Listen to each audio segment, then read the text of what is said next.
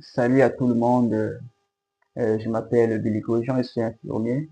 Il y a beaucoup de gens qui me posent des questions. Je reçois les questions. Les gens essaient de me demander comment savoir si une personne, physiquement comme ça, par les signes, si une personne est infectée du VIH et du SIDA. Donc, j'aimerais un peu répondre à ça pour quelques minutes. C'est un peu difficile de connaître ça parce qu'il n'y a pas vraiment les signes subjectifs qui peuvent vous orienter pour que vous compreniez que la personne est atteinte du VIH et du SIDA. Mais au moins, on peut parler généralement de quelques signes. Mais si vous essayez de compter sur ça pour vérifier les signes là, si on n'a pas, du coup, tu peux faire tout ce que tu veux parce que tu t'es rassuré, ça, je te dirais que non. Au moins, les signes là peuvent justement t'orienter à faire très attention à ce genre de personnes pour éviter, utiliser les moyens préventifs pour éviter de se contaminer avec le VIH et le sida.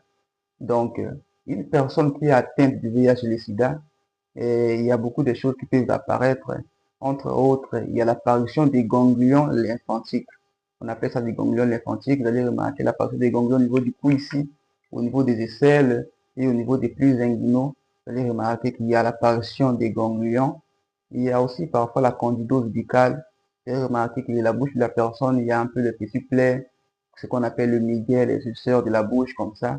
Et puis vous allez remarquer la candidose va se manifester comme si la personne avait mangé de la courge, donc sa langue va devenir un peu blanchante comme ça. Vous allez comprendre que la personne a une candidose buccale.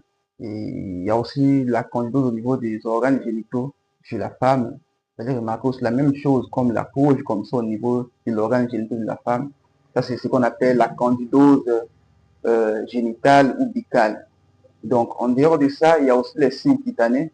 Vous allez remarquer un peu les plaques rouges sur le corps et les petites taches sur le corps, ce qu'on appelle les sarcomes de Kaposi, qui va commencer à apparaître sur le corps de cette personne-là. Ce sont des signes qui montrent déjà qu'il y a une défaillance immunitaire. Son système de protection, le système de protection de son organisme a baissé. Du coup, il est exposé à beaucoup de maladies. Et plus ça avance, plus la personne aussi commence à ajouter les autres signes. Quand il y a défense d'immunité, la personne peut commencer à développer une fièvre modérée, chronique qui ne finit pas, une perte de poids, une fatigue chronique, et puis les infections respiratoires vont s'ajouter, les infections respiratoires rebelles, antibiotiques, qui persistent souvent.